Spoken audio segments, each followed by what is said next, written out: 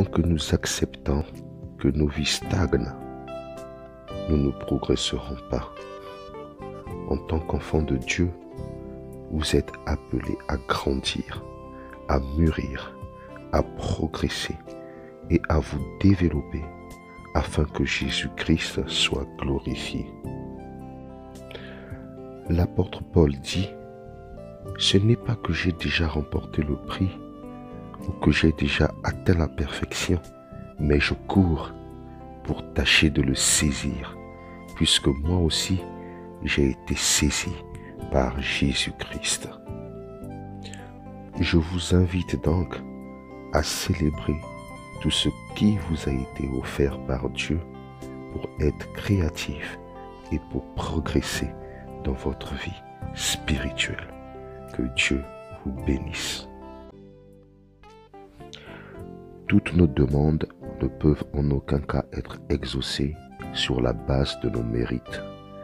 Il est important que toutes nos prières soient imprégnées de cette conscience profonde que nous ne méritons rien et que nous sommes pécheurs. L'Écriture nous rappelle que Dieu est du côté de ceux qui ont un cœur humble et savent demander pardon. La faveur de Dieu est sur ceux qui prient avec un cœur humilié et contrit. L'apôtre Pierre le dit en ces termes, « Revêtez-vous d'humilité, car Dieu résiste aux orgueilleux, mais il fait grâce aux humbles. » Prier avec un cœur humilié et contrit, c'est aussi prier en pardonnant à ceux qui nous auraient fait du mal. Avant de présenter notre demande à Dieu, assurons-nous d'avoir pardonné à ceux qui nous ont offensés. Soyez bénis au nom de Jésus. Là où est l'unité de cœur, c'est là où se trouve l'approbation divine. Dieu désire que nous vivions l'unité et l'harmonie les uns avec les autres, car c'est là qu'il envoie la bénédiction et la vie pour l'éternité. L'unité de cœur est le fondement de la communion fraternelle. Sans unité de cœur, il n'y a pas de communion fraternelle.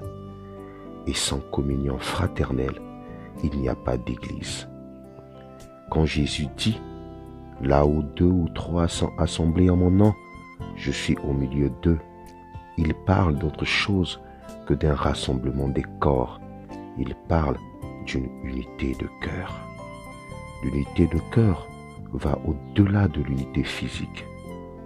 On peut être assemblé dans un même lieu, mais ne pas être unis de cœur. Or, ce qui est une source de vie et de bénédiction, c'est l'unité de cœur.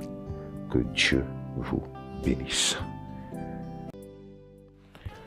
Il est écrit dans Proverbes, le chapitre 18, le verset 9, « Celui qui se relâche dans son travail est frère de celui qui détruit. » J'aimerais vous encourager à ne pas vous relâcher et à ne pas goûter aux fruits de la paresse. La créativité est un don de Dieu. La créativité que Dieu a déposée en vous ne laisse pas de place à l'oisiveté, à la paresse, à l'indépendance ou à l'excusite, c'est-à-dire aux excuses abusives. Tout travail procure un profit, mais les paroles en l'air ne mènent qu'à la misère.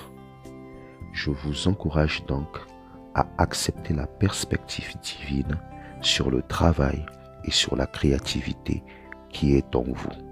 Vous aussi, en vous mettant un peu de bon stress, vous allez créer quelque chose de beau. Soyez bénis au nom de Jésus.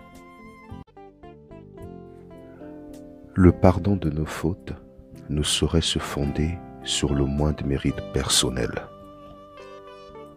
Lorsque nous venons à Dieu dans l'humilité, réclamant son pardon, il nous l'accorde sans condition. Aussitôt que Dieu nous a pardonné, il est normal que nous aussi, nous pardonnions à ceux qui nous ont offensés. Le pardon de Dieu est un préalable qui doit nous amener à pardonner à notre tour. Si nous ne pardonnons pas après avoir été pardonnés, nous perdons la grâce qui nous a été faite.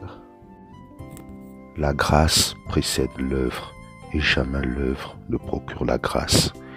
Si l'œuvre procurait la grâce, ce ne serait plus une grâce, mais un mérite. Pardonnez comme Dieu vous a pardonné en Jésus-Christ. Soyez bénis au nom de Jésus.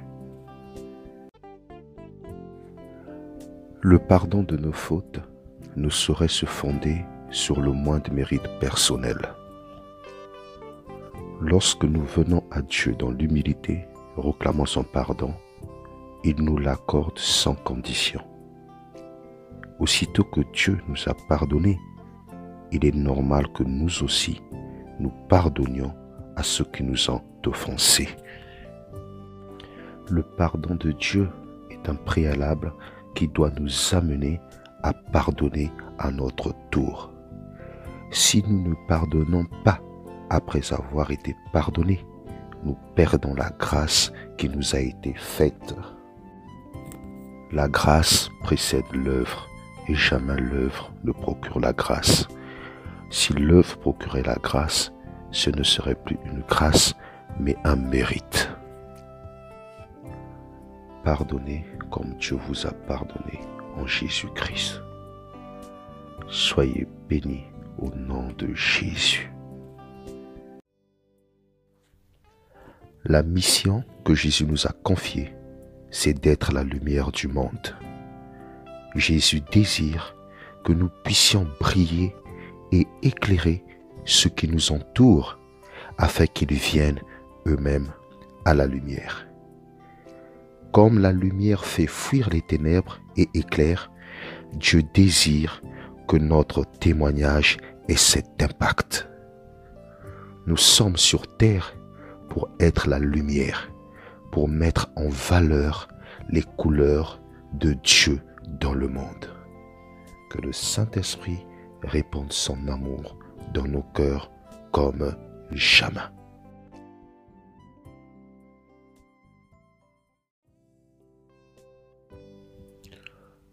Une autre mission que Jésus nous a confiée, c'est d'être le sel de la terre.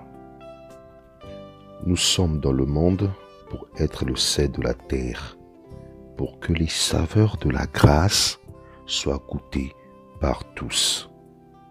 Soyons conscients que tout ce que nous faisons ou disons influence ceux qui nous voient.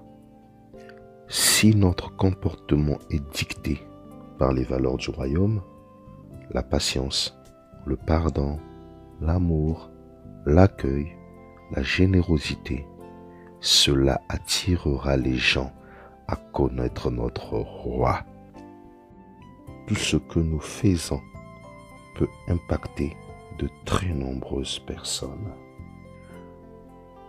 Que le Saint-Esprit répande son amour dans nos cœurs comme jamais.